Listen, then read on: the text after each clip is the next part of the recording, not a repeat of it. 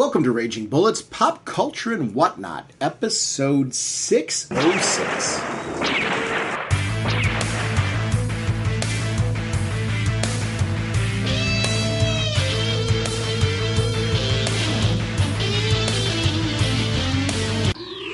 Welcome to Raging Bullets. I'm Sean Whelan, drnorge. I'm joined as always by co-host Jim, the sensei of the Whatnot, the Duke of the Sultan of Strategery, the indestructible, bridge-defying, from this day forth wants people to know he is also a boy adventurer, and the elder statesman of the podcast, Segulin. How's it going, eh? Jim, on this episode, we are going to be joined by the really cool comic creator Winston Gambro as we talk about his work on Gumshoe City, which is his webtoon. We're also going to talk about his work on his graphic novel Overflow and Rex Radley Boy Adventurer. We are sponsored this episode, as always, by DCB Service and InStockTrades.com. Jim, what is going on over at DCBService.com? Did you know that they don't just sell DC comics? I've always been diving in that. Wow! There's all these other comic companies, these various other little independent places. You know, maybe you've heard of a place called Marvel. But seriously, it's a great one-stop shopping for all of your comic book needs, for all of your T-shirt, apparel, statues, action figures. This is a great location. Thank you, DCBS. Over at InStockTrades.com. I have been doing some reading, as I mentioned on last episode, of Fables. One other book that I'm making my way through again and loving every moment of it, and it's been actually from the Audible adventures, has been Sandman. Sandman has these deluxe edition hardcovers that have been released that I'm enjoying. I've got the absolute editions. I've got these deluxe editions now, and I'm kind of rereading the whole thing again. So here's what's going on in the deluxe edition. It's a regularly $49.99 book. 42% off, only $28.99 for 560 pages. It contains Sandman issues 32 to 50. An amazing collection of a great Sandman, and this is a hardcover. So I want to shout out this amazing series. If you have not read Sandman, there's so many great ways to access it now. These deluxe edition hardcovers are certainly a great way to do it. A lot of content and a real quality collection. So I want to thank DCB Service and InStockTrades.com for continuing to support our show. Mr. Segulin, what kind of a podcast are we? Pop Culture and Whatnot, a division of Raging Bullets, is normally a spoiler show. However, this time we kind of dance around that because we really don't want to spoil anything on these great books we're going to be talking about. Please listen, enjoy, and then check out the books. Without further ado, let's join our conversation with Winston Gambro. Nice work, Adam. What are these characters up to? I'm very excited on this episode to be joined by Winston Gambro, a great comic creator who Jim and I have had the opportunity to meet, and we're going to talk about some of his work. But Winston, welcome to Raging Bullets. Hey, thanks so much for having me on the show. You know, guys, as we were chatting just briefly before we were recording, one of the comics we went to was your graphic novel, Overflow. And so I think it's just really appropriate to start with that as our starting point. Can you tell us, Winston, just a little bit about, like a little teaser about what Overflow is, and then we can just go into talking a little bit detail about it. Like, what is Overflow for our people that haven't had a chance to see this yet? Yeah, Overflow is a graphic novel. It's a cyberpunk mystery, but thematically about the dangers of apathy and how apathy kind of destroys the world around us without us even thinking about it. And then at the core level, it's about a former cop turned private investigator. She's forced to prove her brother's innocence after his military vehicle commits a war crime, and he's framed for it. Through the investigation, she realizes some hackers are involved, and they're attempting to change the world through hacking. But it's all in the framework of, is this world even worth saving if no one cares about it? So one of the things I think that's pretty critical to this story is you have to like Ava at the beginning, because she's the one that we're initially following. I loved her. I mean, it was, so when this is because you don't really know who she is at first, because there's like kind of this, we see her kind of investigating, and then midway through this investigation, we find out this drama revolving around her brother. And it isn't until a little later that we actually get her name. But I found myself immediately being intrigued by her. Where did she come from? Like, where did you, like, as you were developing this story, where did the characters come from? What was the genesis of this? So I've always been drawn to detectives for sure. Like, I think just such an easy storytelling device that will instantly loop in the reader is creating a mystery solver. Just someone that wants to know the solution just as much as the reader does. So the reader will put themselves within that protagonist just off the bat. And then I knew I also one of my kind of weak points at writing is I kind of make a character that's too good at everything. So I wanted to make someone that fails a lot, and that's a lot of Ava. Like in the first 2 pages, she completely messes up her investigation, and that felt very me. Like, we see these cool characters doing a lot of cool things, and as much as we might like to think we're them, they're not making movies and comic books about the characters that screw up a lot. Right. Yeah, I actually, one of the things that I really liked about her was how human she was. And I felt like to your point, I felt like I could identify with her because of the fact that she wasn't perfect. But yet, it was the right balance of feeling like she can do it, though. She's competent. And that's a tricky line to balance out, because you want her to feel three-dimensional. And the only way somebody truly feels three-dimensional is not only exploring their strengths, but getting to know their flaws and their weaknesses and being able to really identify with this as a real person. And I was something I really enjoyed about the story. I'm like, wow, this is a page turner. I'm like really into her. It's which was just such a pleasant surprise for me. That's usually there's key characters that start in my first read through start pulling me into the story, and when I go back through and revisit it later, sometimes I'm focused more on other characters that I wasn't as focused through on my original read through. But I got to say, my first time through Ava, I was really on board with her. She was really my draw. Yeah, I tell you, the whole seems more real, more true to real life was kind of a nice thing, especially because this is taking place in the future. So there's some future tech that currently is going on that we really don't do right now, but it still had that realism because it had the human, she was very human. She was very real to me. And I kind of like that, and especially like having the female lead character. Because a lot of times traditionally it's the male, the big burly cop going to save the day. No, we've got a female who can still throw down. She had some pretty good moves when she needed to, but but she still was herself. She had a nice balance, throwing in there, and I think that is something that you want to read in your main characters, because she's not perfect, but she's a good guy. She's one of the good ones, and it's kind of nice to see that, balance. Did you ever, sit there, change stuff around, because you wanted her human, but you're like, maybe I should tweak this. Was there, a dance back and forth between on some of the stuff? Yeah, I think at some points I just instantly wrote her as more passive, and on my rewrites, I'm just like, no, if she's going to be a protagonist and a not just a boring character, she needs to be a lot more assertive and actually just work for the plot rather than having it handed to her, which is something I struggled with off the bat, but hopefully I switched it around. Well, I'll tell you, I loved it, flat out. And this, before I told you how you have a couple really cool swerves in there, I didn't see them coming, and that for me was like, oh my God. And then when I read through the second time, I'm like, oh, why didn't I notice? Oh, I was hitting myself in the head going, I should have seen that. Oh, that's brilliant. So I don't want to spoil anything because I don't want to ruin anything for anybody, but there are wonderful twists and turns in this that I absolutely loved. I absolutely loved them. Thank you.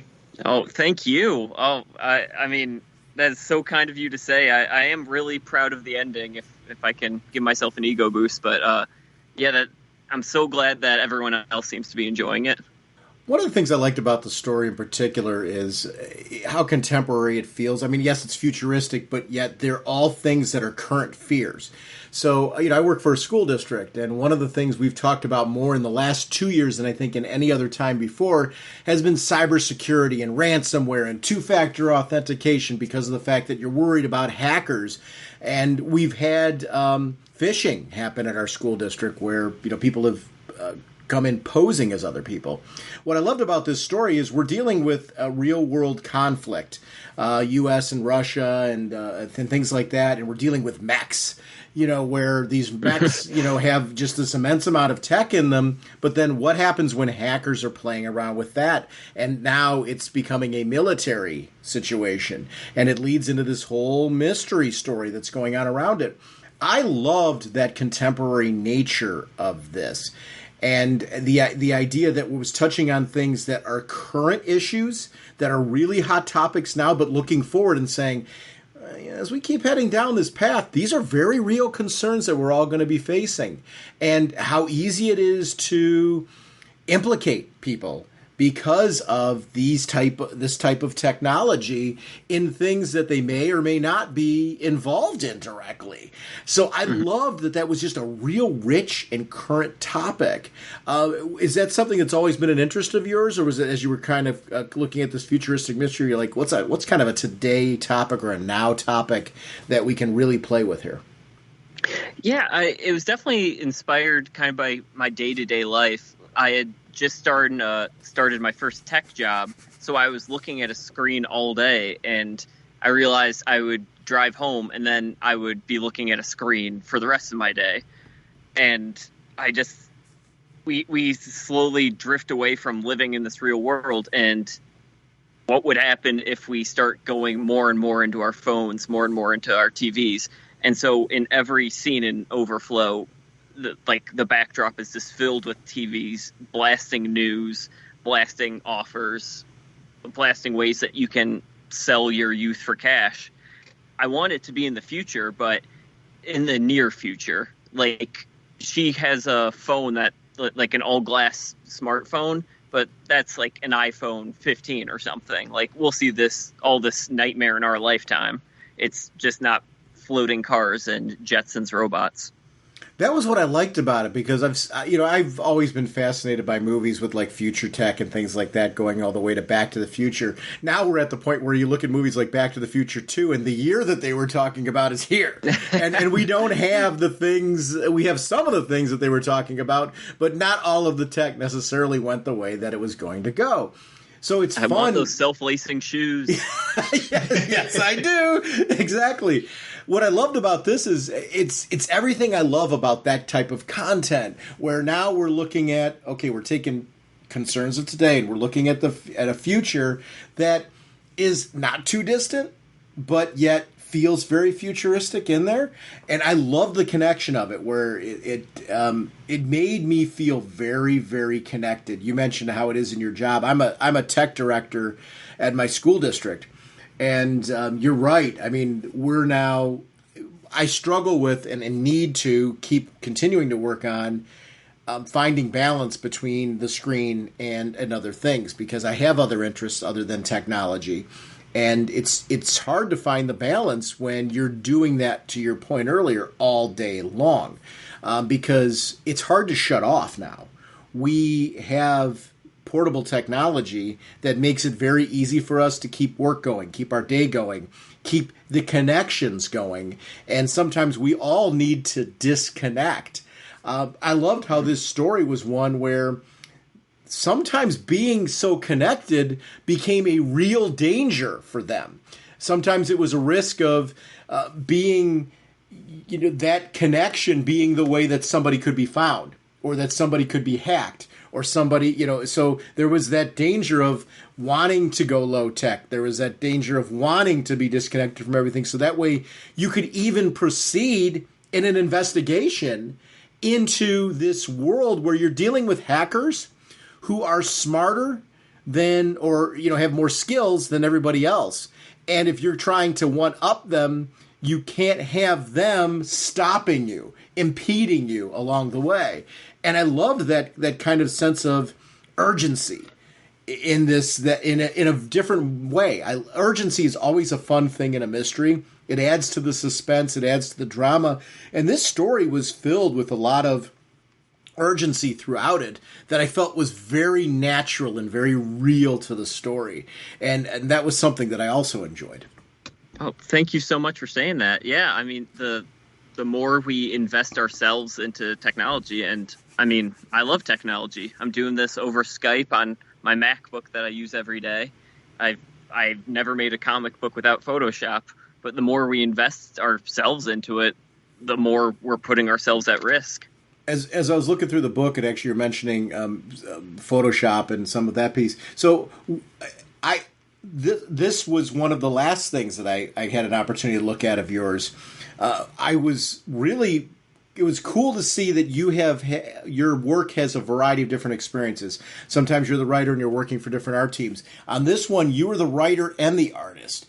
And not knowing your background in that, when you came into comics and you started exploring comics, was it as a writer and an artist? Was it as an artist who became a writer? Like, what was your pathway into this?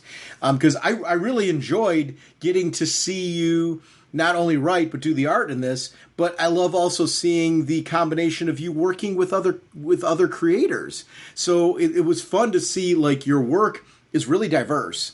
And it's nice to see, like, the different flavors of what's provided in your work. So this was something. What was it like? What are some of the challenges when you are both on a work like this? So I definitely broke into the field on the artist side. Like, from a young age, I had always been the art guy, taking every drawing class I could. But then I realized very quickly that I have stories in my head I'd rather tell, so I had to be the writer as well. And then, like, the challenges provided, it's almost like artist Winston and writer Winston are two different people. Mm-hmm. Like, writer Winston will be like giant cityscape, full crowd scene, and then a week later when artist Winston sees that, he's like, freaking writer Winston, what is he thinking? I'm on a deadline. That's actually, you're hitting on some of the challenges of that piece. It's so when you come at it from the standpoint that you are an artist, and that's what led you to the dance. This kind of leads me to a follow-up question. Then, when you're working with other creators who are artists, what are some of the advantages, or are there challenges to working with other artists who are bringing your work to life? What does that look like for you when you're used to coming at it from the art standpoint yourself? Well, advantages, it is so cool that I might have an idea of how a page is going to look, but then I get the pages back from them and they've taken it to an entirely different level. Cool. I'm working with Michael Lee Harris on my webtoon Gumshoe City, and he has a very cartoony kind of Looney Tunes-esque style, and I'll get stuff back where he's put in visual gags. I just didn't foresee, like, instead of I had a character leave through door, he instead has a Wile E. Coyote hole through a wall. Like, working with other artists just really shows that how locked in I am on one angle of how this story could be told, and really shows that the collaboration can bring the project to another level. So we were talking about your graphic novel, which is this really cool cyberpunk, espionage style mystery that I really was devouring. Then we jumped to Gumshoe City, and I'm actually glad that you were talking about this right now, because I want to talk about this. So it's a 13-chapter webtoon. Volume 1 is a 13-chapter webtoon. When I read that, I was like, oh my gosh, this is like a completely different style. And I really loved that. It was like switching to a different channel, and it took me back to, I grew up loving, like, Saturday morning cartoons and things like that, and what I loved about this is the characters. There's this rich story that you're following through, but it's fun, it's accessible, it's light. When I leave work on a rough day, I was really enjoying reading Gumshoe City, because honestly, this week, going back to with this particular year, with we're preparing for students and some of the challenges of this year, I needed something that was fun. And I didn't know what to expect with Gumshoe City. So I clicked on it and I started reading it, and I'm like, oh, this is nice. I mean, it was really a fun break from kind of everything that's going on in my life. And the characters, I mean, Meatball's immediately likable. And I mean, like, he's an expert on beef. Like, I said, wait, what am I reading here now? And I can't turn away from it. And I love that there's this idea that Gumshoe City is really this living, thriving place, and it's going to have, you know, we have Volume 1, which is, and actually, maybe I think the best thing to say right now, can you tell everyone real quick, what is Gumshoe City? What is, let's talk a little bit about what this is before I go any further. Gumshoe City's my webtoon. It's a cartoony world kind of inspired by Looney Tunes, where every resident in the city is a detective. Some are kind of inspired by famous ones, but, you know, just reference, legally distinct. Each volume is going to be a different detective, and Volume 1 is about Meatball, who is a beef specialist. He finds his best friend's body and has to prove who killed them. I immediately loved this. It was something fun. It made me smile, and there were characters that, like, chapter. You know, I haven't read all 13 chapters yet because I'm new to this, but I could talk about another one that was like it's hard to say page turner when you're talking about webtoons because you're kind of a page scroller kind of thing. But I love. I'm a fan of the work of Tom Zoller, who a lot of his work was webtoons originally, you know, as a device to reach out to fans. And I'm such a fan of that delivery method of just being another way to get the word out about comic book work. And I'm a big believer in supporting these projects. I loved Gumshoe City. Like, I love the idea of this place. I didn't realize when I started jumping into it that, like, cool, there's going to be Volume 1 and then lead to Volume 2. Did you always know at the beginning that, like, you wanted Gumshoe City's, like, cast to perhaps change, or, you know, at least the lead to perhaps change with each volume? Or is that something where you got to the end of Meatball's story, you kind of decided, all right, we're going to continue on, but I want to head in a different direction? Because I like the idea that we've got a Volume 1 that's available for right now for everybody to read. So this is, if you want to jump on board this, there'll be links in the show notes and you can start reading this. But did you know that you wanted to go this route from the get-go, or is it something you had to get Meatball's story out first before you knew what you wanted to do?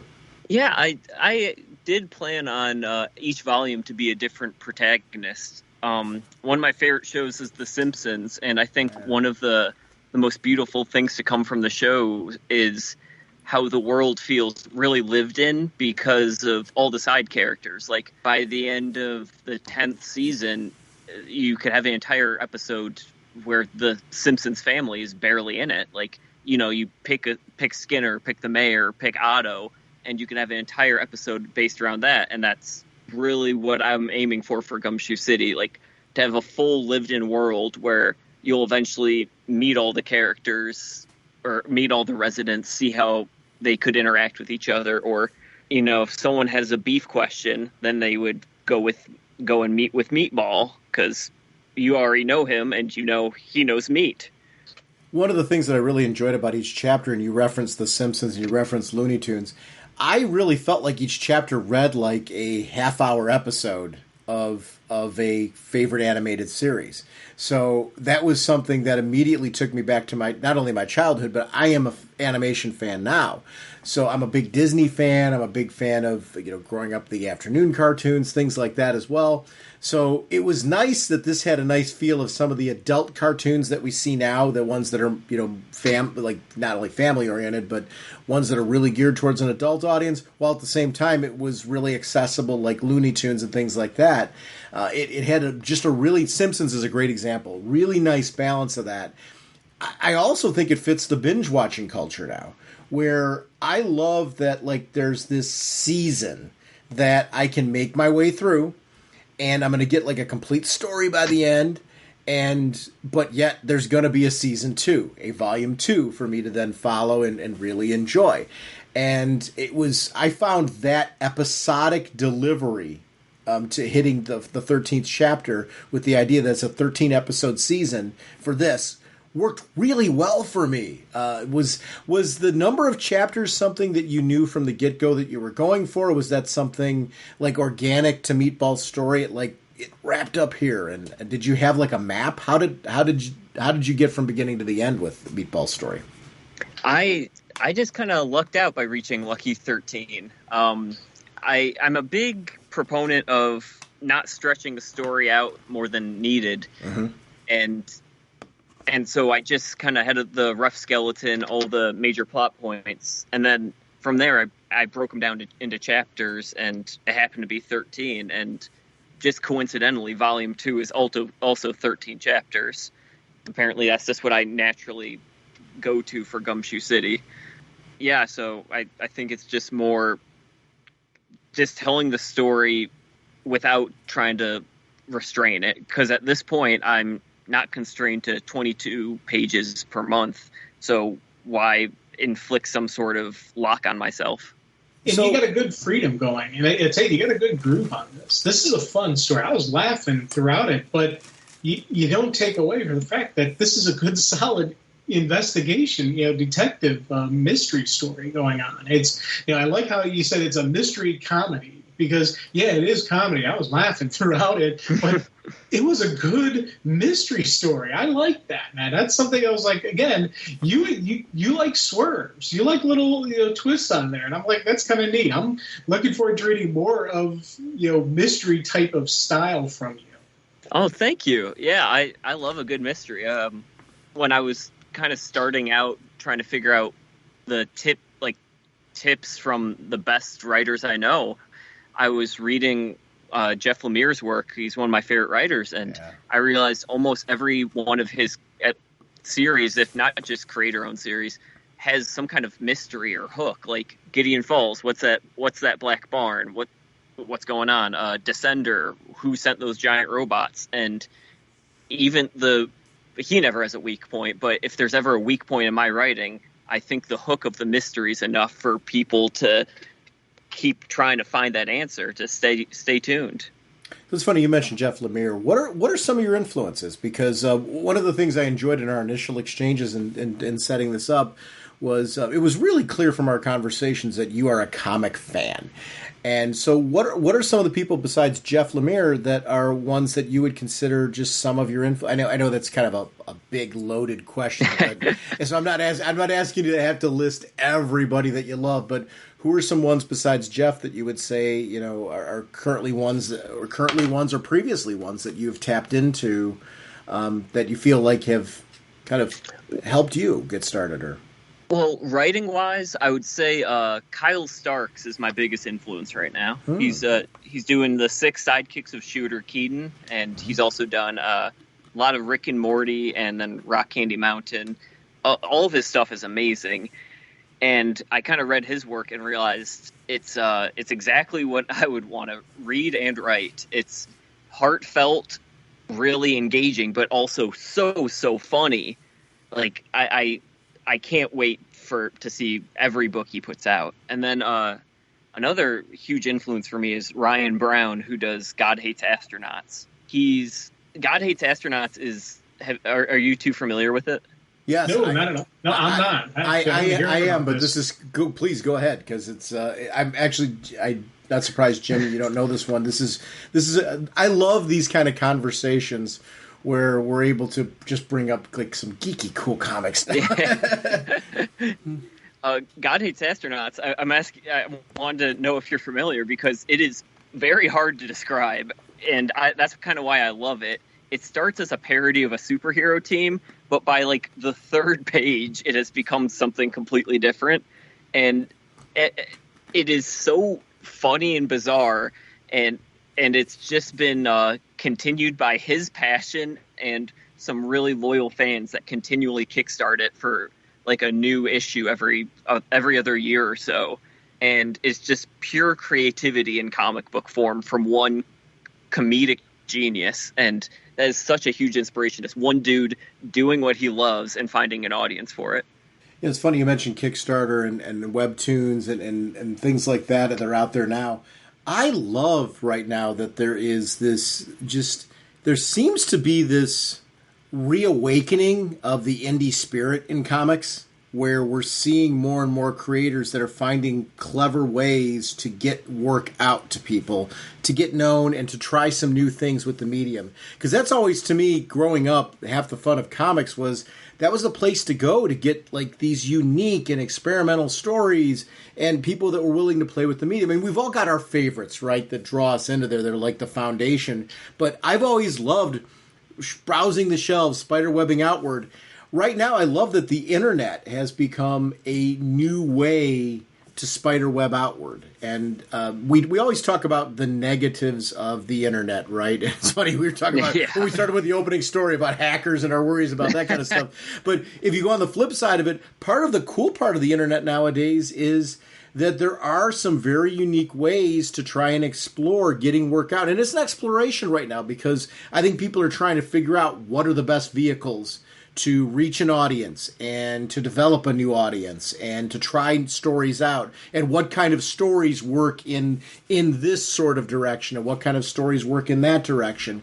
But I love that experimental nature. That's what direct sales comic shops have always been for me. But we lost the newsstand, right? So it's been singularly direct sales comic shops. I love that the internet's become kind of a replacement for the newsstand, in the sense that people are able to just get their work out there and try new methods for and Kickstarter has been, I love Kickstarter because every so often because you can follow people and then people will all of a sudden click on something that they're following, and it's to me been an avenue towards a creator that I would not have known before, a story that's totally made for me that I would not have known before. Webtoons are the same thing. It's, a link and a click. Finding from somebody else, being able to do conversations like we're doing right now to get the word out of this work that, Jim and I are excited about now. This is great. It's a great thing about the internet and the medium and podcasting in general is being able to have these kind of conversations and talk about the creativity that's out there. Because comics are not one thing. There's so many different genres that can be explored within comics and mashed together to make great stories. Case in point, your work. Your work does not follow one set thing. You really are. It's clear you're having fun exploring a wide variety of different storytelling in this medium, and it's cool. I love. You've got like your own channel going. The internet. I mean, as we were just saying with Overflow, there's a lot of bad things, but so many positives. Making comics can be such a lonely existence, but I've been able to meet and collaborate and connect with so many other people. It's just been amazing. Actually, kind of wondering something with, being this is all web comics and all that, and I saw a couple links where you're starting to, actually get the printed versions out there for people, put in people's hands. Do you have a lot of direct interaction with the other creators, or is this all online and phone and whatnot? It has been, I believe, 99% online. I shared one table with another writer at a very small convention. Yeah, I'm probably going to start tabling soon, so I would actually be able to meet people, but COVID has put a little damper on that. But yeah, basically entirely online at the moment. I'm glad about online being an option, though, for creative delivery because of COVID. It's been nice to see like Kickstarter and web comics and things like that be an avenue for us to continue to get new and unique content, because we saw what happened with Wizard recently, that they're no longer they were bought out by Fan Expo, and we lost some of their conventions in that process.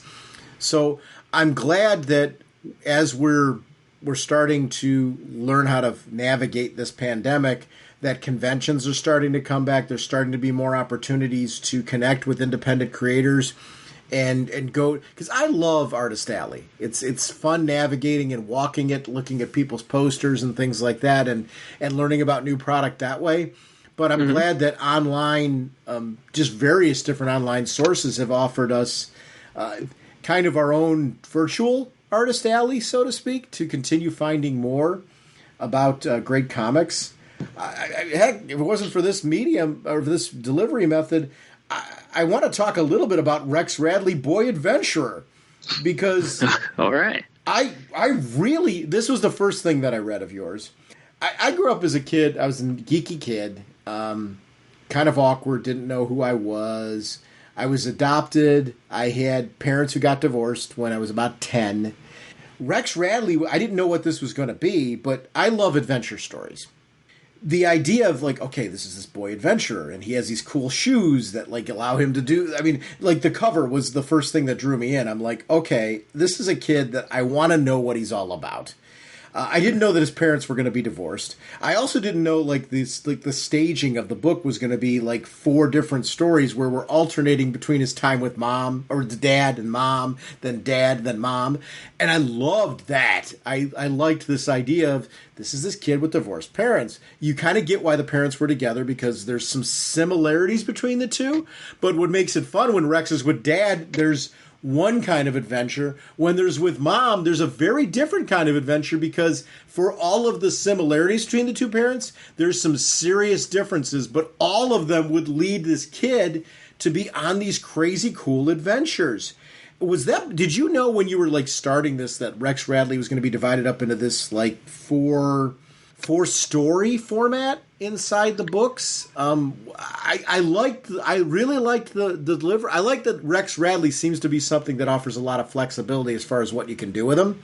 But I enjoyed this in the first issue, reading the 4 different stories and kind of traveling with him from mom to dad throughout the book.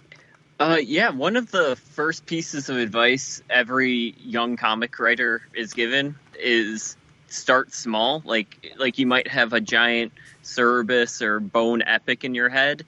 They say don't do that. So with Rex Radley, I'm like, all right, I will do a bunch of 5-page stories to kind of make sure I can lock it down, because it's much easier to rewrite a 5-page story than a 300-page epic.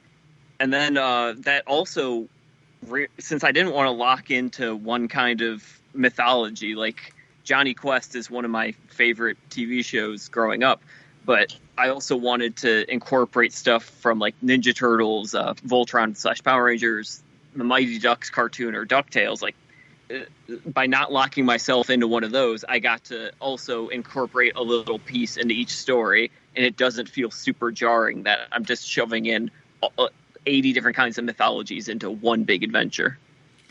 It's funny as you're talking about some of your influences in animation and things like Johnny Quest or DuckTales and so. I'm like, I could sit down with this dude and watch television for like a whole, like binge watch for a whole day, and like we could just like, hey, let's watch this now, let's watch that, and we would have a great. We would DuckTales after this. Yeah, we'd have. I do want to. It's either the new version or the old version, because I love both. I see the influences in this, and it was something that I really enjoyed in this story. Hey, so one of the things that I liked about Rex Radley was the fact that there's like this thematic visual of Rex Radley, but you are working with, in all 4 stories that are in the issue, different art teams. How did those relationships with the artists come about? Like, because they worked really well in this, and I really liked that every story felt like it was part of this larger tapestry, but yet it was neat to see each artist trying to tell their own Rex Radley story in conjunction with the story that you've written. How did that come about? Because it worked really well. Kind of part of starting small is I'm like, this will be a great way to network and just meet some amazing artists. And a bonus of that is I get to see the same character drawn 4 different ways. Yeah. Basically, I just did the character designs, and it's a young kid with goggles and a hoodie, and it's kind of like Batman. Like, it's when you break it down to basic parts, you're going to get like a million different angles. It'll always have horns and a bat logo, but no matter how you draw it, you'll get enough people to say, "Oh, that's the same person." I liked Rex a lot. It's a really important piece to this. It's as you're following the journey, you Yeah, you mentioned like The Simpsons and stuff like that. Well, what was the first draw from Simpsons when Simpsons kicked off was Bart. And when you Johnny Quest, it's like you gotta like Johnny, right? And DuckTales, it's do you like Uncle Scrooge more or Huey, Louie, and Dewey? These characters are pretty important, and Rex is critical to enjoying this. The thing I loved about Rex was not only did I enjoy reading him, I'm a gamer. I wanted to play a video game with Rex. And I could see Rex being a fun character to go like enjoy in a different. There's a lot of different video game genres that I think Rex Radley would play well in, from platformers to a lot of these point and click adventures. Rex kind of naturally lends himself to that, but I would also say conversely, if you're a fan, I grew up enjoying a game series called a game called The Adventures of Willie Beamish. It's an old Sierra Online game, which for anybody listening to this, you either were a gamer that played that, or you're wondering what in the world I'm talking about, which is dating myself when I say that.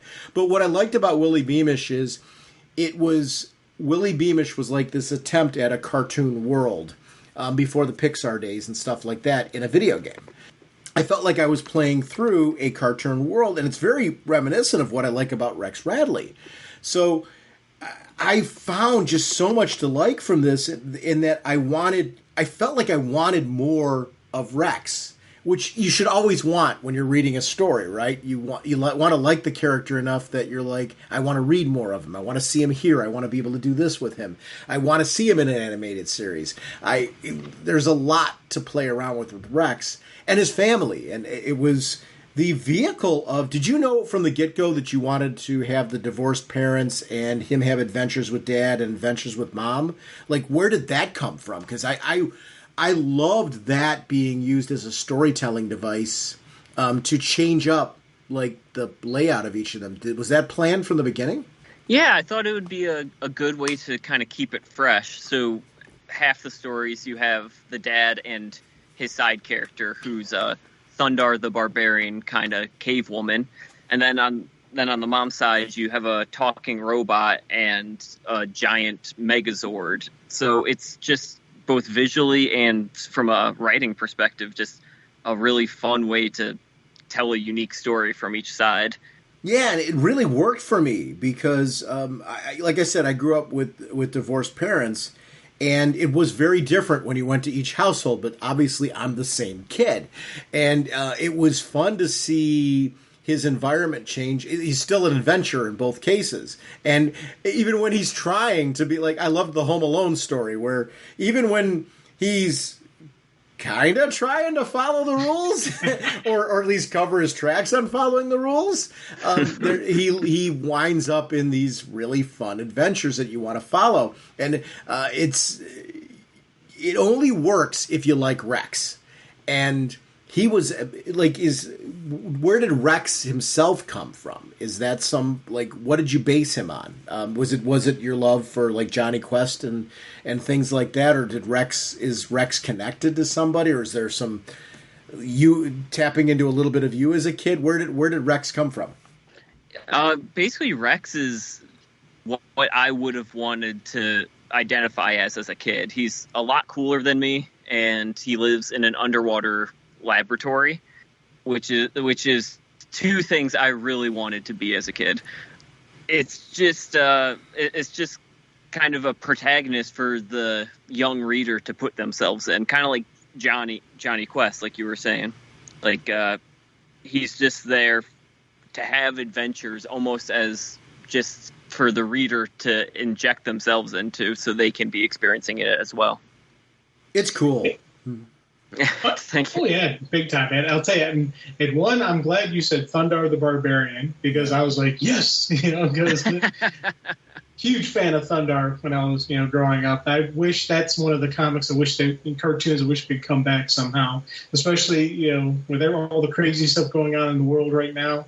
I think that'd be a neat story to tell. But the other thing I liked a lot about this is, one, it's an all ages thing, but you didn't take away from storytelling.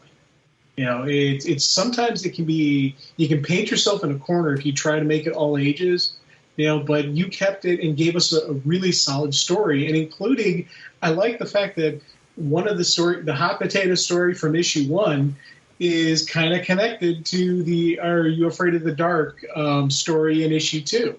So I like how it's like any other comic where the story is continuing on through multiple issues, and we've got a much larger story being told. And so I was like, man, as I was reading, I'm like, no, that's cool. This is a really good solid comic book story that's told all ages. That's told lets you have fun. That lets you that you're not afraid to say that was a fun read, but it was still a good solid read. So thank you for that.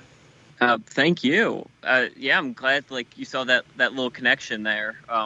Something I always loved as a kid in my favorite cartoons was the one connecting thread. The way they would get you to come back next week is like the Teen Titans animated show. They would have a completely normal episode, but then they'd show Deathstroke at the end planning something. You're like, well, damn, I got to show up next week. Maybe they'll actually show his face this time. It's funny, Jim, you made an interesting point about all ages material. And I taught third grade for 17 years before I became an administrator. And I always injected, not exclusively, but I mixed in with the novels that were in my class comics, and whenever possible. And what I found my kids gravitating towards that they really enjoyed was the stuff that had more depth to it. Like they loved stuff like Jeff Smith's Bone. When Scholastic started doing the color reprints of Bone, and they were, each like individual volume was collected that way. My kids were gravitating towards that, and it's like this where you're getting, it's fun and accessible and exciting that adults can read it and enjoy it just as much. It's like Pixar. What do I love about Pixar? It's the fact that it's not dumbed down, and there's certain things that are in there that, like, okay, maybe an adult is going to get this more than a kid, but the story is so accessible that a kid gets it too, and it works on multiple layers. And I feel that's the best all ages material do that, where there's depth in it. My kids, I put Life and Times of Scrooge McDuck in my class. I had to buy it 3 times because they beat it up so bad. And that is a dense read.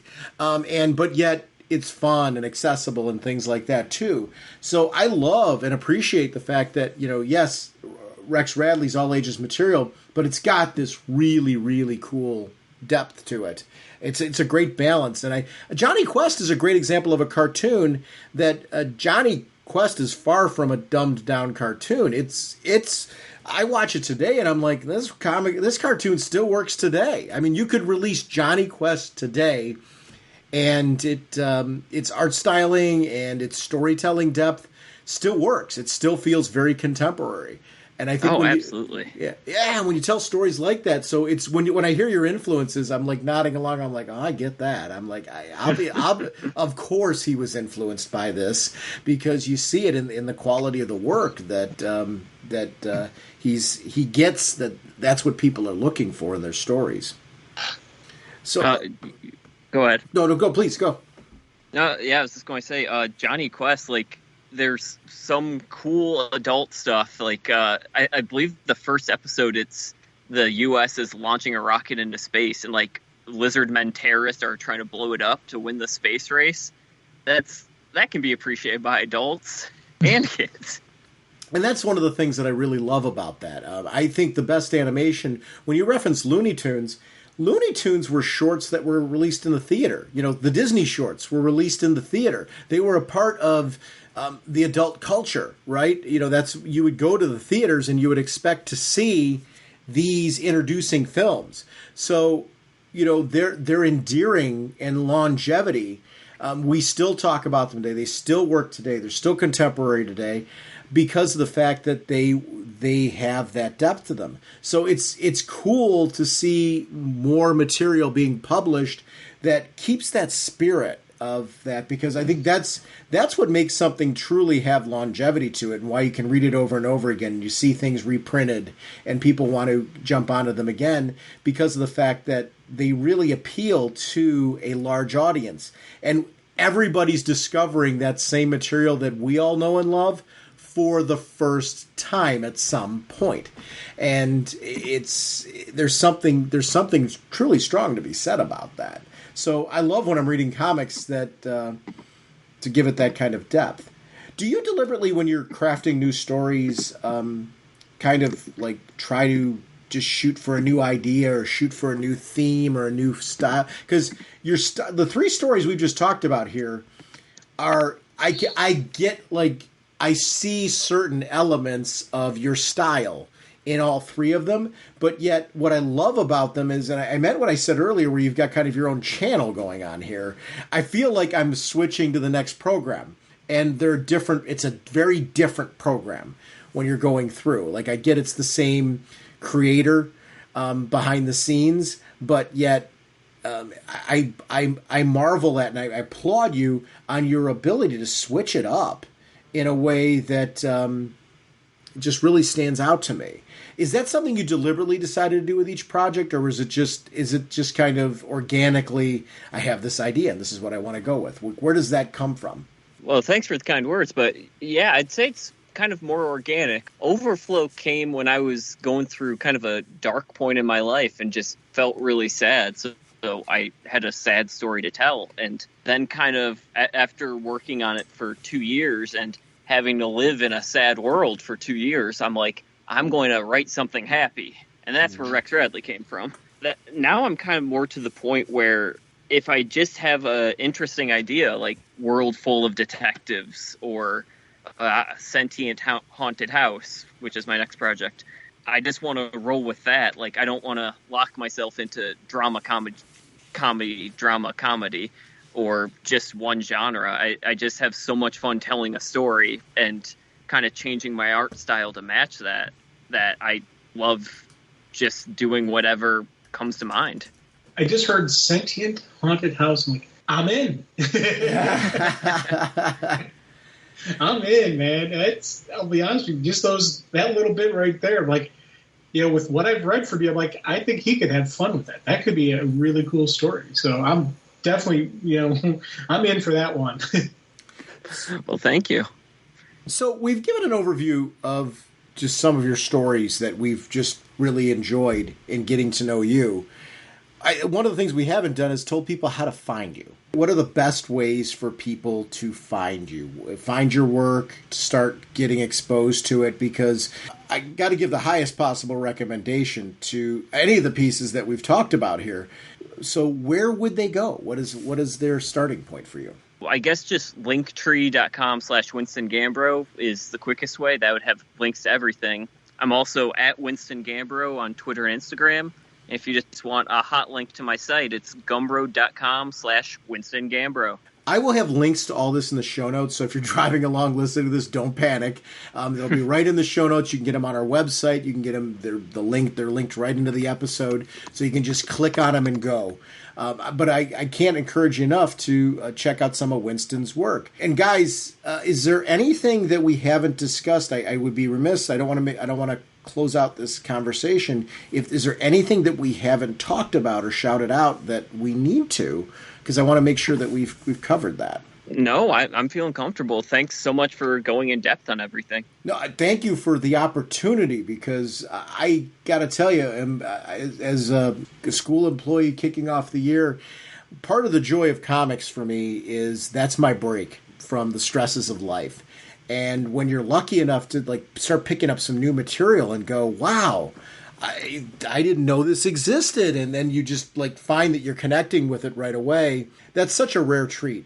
And I found that with each piece of your work. So Jim and I were talking, like I said before we started recording this, just how much we enjoyed getting to know your work. And I'm excited to have you on. And honestly, I'd love to have you back on in the future as more of your work comes out, so we can follow up and continue to follow your work. I want to read more. I hope you'll come back and join us again in the future. I absolutely will. Thank you so much for having me. This was a blast. We are Crystal Men from Mercury. We have no quarrel with you. I would like to remind everyone about our show voicemail line. It's 1-440-388-48 4434 or Dr. Norge on Skype. We love having you part of the show. RagingBullets@gmail.com is our email address if you prefer to contact us that way. RagingBullets.com is our show website. It feeds into Twitter and our Facebook fan page. We are proud to be part of an amazing Facebook group community. Please, if you haven't had a chance to join it, pop on in, check it out. The great thing about Facebook group communities that people sometimes forget is you can control how many notifications you get from those groups too. So I used to be one that I would be leery about joining certain Facebook groups because I was getting overwhelmed by email notifications. I like popping in every day and checking out the group and scrolling through. I don't necessarily need 10 billion email updates. You can control all of that. That's the nice part about these groups and why we love our forum basically being this group and being connected with this great community of people. I want to thank everyone that participates there regularly. Encourage you to join if you haven't before because it's a wonderful community. Safe, fun, positive conversation. And in a day and age where I think more people are longing from that, from internet groups.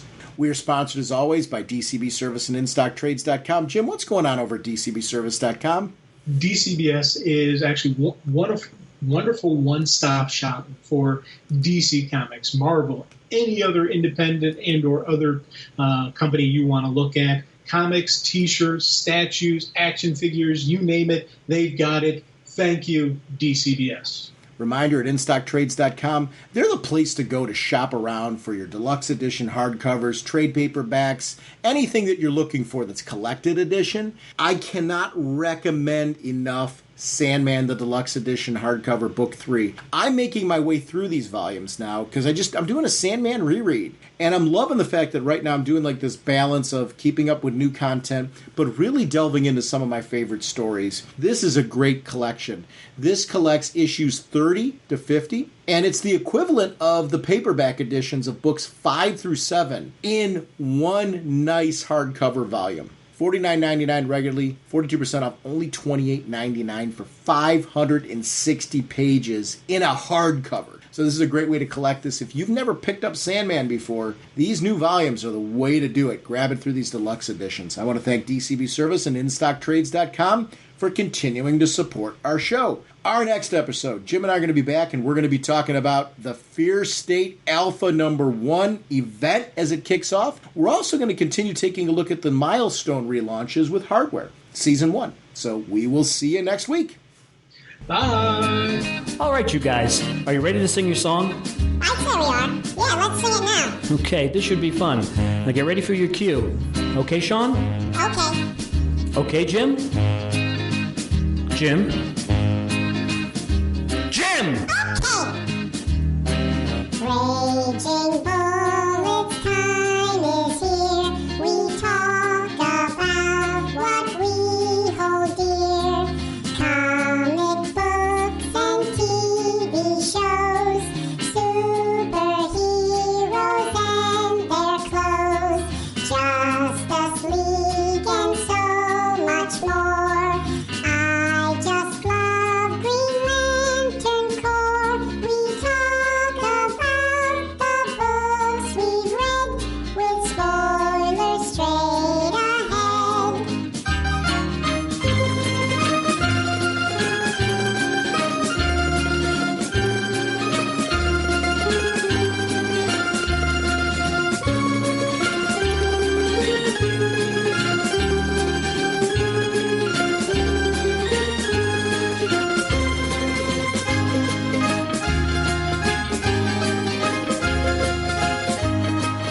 Okay, fellas, get ready. That was very good, Sean. Naturally. Jim, you're a little flat there, so be careful. Jim? Jim? Jim! Okay. Justice League and so much more. I still love Green Lantern Corps. DC Comics are what we know. The Raging Bullet Show. DC Comics are what we know. The Raging Bullet Show. Excellent job, guys. Let's sing it again. Yeah, let's sing it sing it again. No, that's enough. Let's not push it. Push it. What is that? Yeah, what are you talking about? No, I didn't mean anything by that. I think you're going to Jim, how long do you want the song to go? Look, it's